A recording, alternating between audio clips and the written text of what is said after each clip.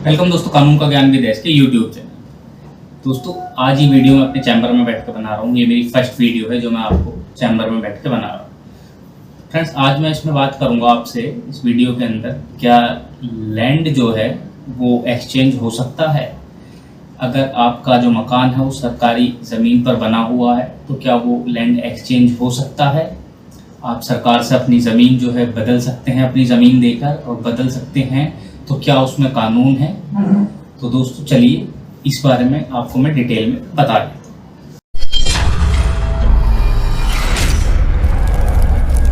Friends देखिए, जो land है सरकारी भूमि पर अगर आपने मकान बना लिया है, आज मैं आपको यूपी लैंड रेवेन्यू एक्ट के बारे में बताऊंगा। उसमें प्रोविज़न है, लेकिन सिर्फ ये लॉ जो है मैं यूपी के लिए बता रहा हूँ कि आप यूपी में जो अपना मकान है, अगर आपका सरकारी भूमि पर बना हुआ है तो आप उसे एक्सचेंज कर सकते हैं। अदर स्टेट का कोई इसमें वो नहीं है, सिर्फ यूपी लैंड रेवेन्यू कोड जो है 2016 का, उसके लिए मैं बता रहा हूँ। सिर्फ और सिर्फ यूपी के लिए इस वीडियो को देखें। तो दोस्तों, अगर आपके खिलाफ कोई कानूनी कार्रवाई हो गई है, मान लीजिए आपका कोई मकान है गांव में और वो बना हुआ है आपका जो एलएमसी की भूमि होती है, लैंड मैनेजमेंट कम्युनिटी की जो ज़मीन होती है, उस पर आपका मकान बना हुआ है।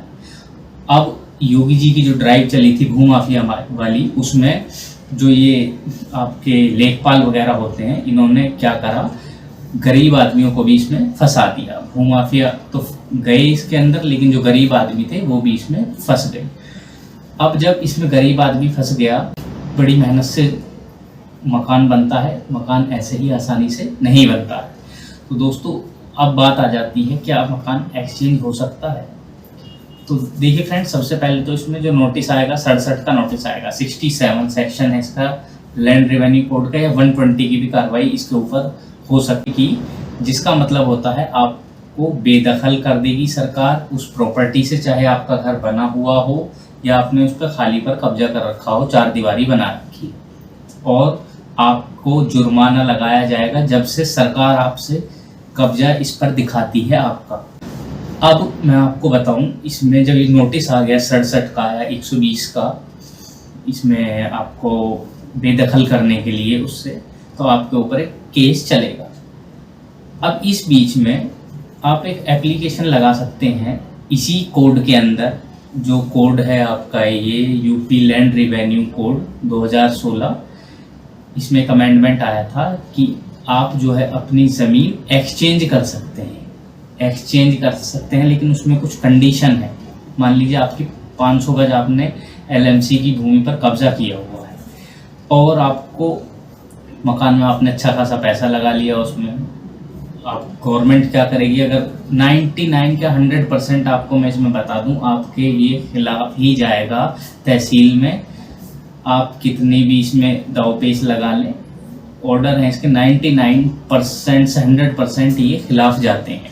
इसमें आपसे जुर्माने के साथ साथ बेदखल कर दिया जाएगा। एक ऑर्डर करेगा जो तहसीलदार होगा कंसर्न आपको जुर्माना लगाएगा और आपके खिलाफ में एक बेदखली का ऑर्डर कर देगा, जिसमें कि कुछ टाइम बाद में अगर आप अपील वगैरह नहीं फाइल करते हैं तो आपका घर जो है वो डिमोलिश कर दिया जाएगा, तोड़ दिया जाएगा, और आपसे कब्जा मुक्त करके वो ज़मीन जो है तहसील में उस रिकॉर्ड पे चढ़ा दी जाएगी कि हमने ये जगह कब्जा मुक्त करवाई।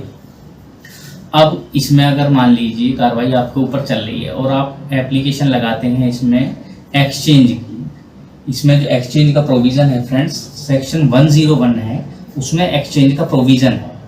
आप अपनी भूमि एक्सचेंज कर सकते हैं सरकार की भूमि से, लेकिन इसमें कुछ कंडीशंस हैं, ऐसे ही वो एक्सचेंज नहीं हो जाएगी। सबसे पहली तो कंडीशन ये है, आपकी जो ये ज़मीन है उसी तहसील उसी डिस्ट्रिक्ट में होनी चाहिए।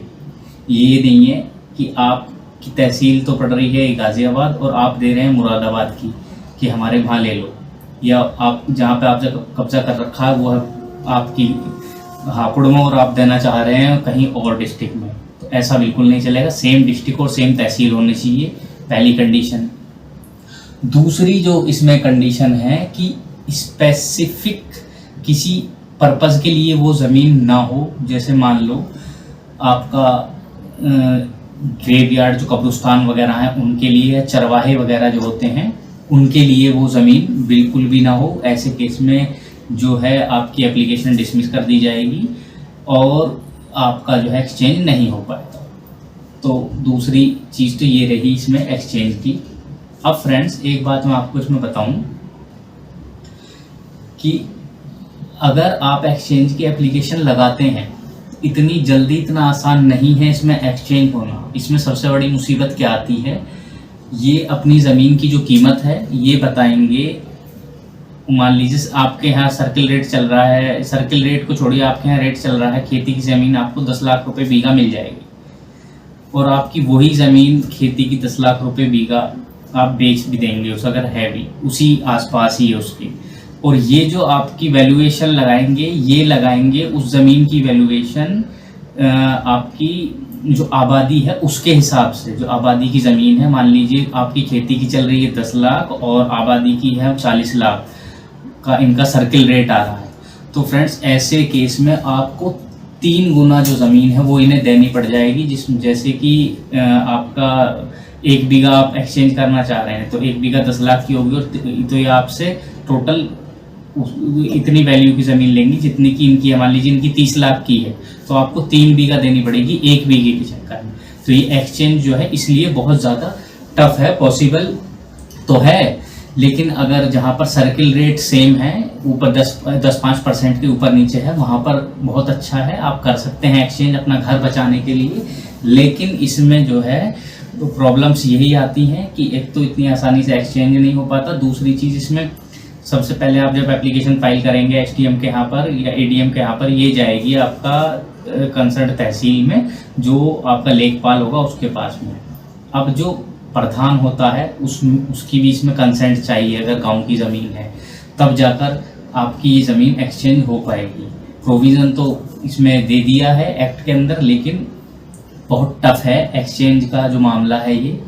तो दोस्तों ये वीडियो मैंने सिर्फ इसीलिए बनाई थी कि अगर किसी के ऊपर 67 का नोटिस आ गया है और आप लोग परेशान हैं तो ये आप रास्ता इसमें अपना सकते हैं। तो दोस्तों वीडियो आप लोगों को कैसी लगी, और वीडियो आप लोगों को अच्छी लगी तो वीडियो को लाइक करें, शेयर करें, और जो रेड बटन आ रहा है इसे प्रेस कर बेल आइकन दबाकर चैनल को सब्सक्राइब करें। Thank you.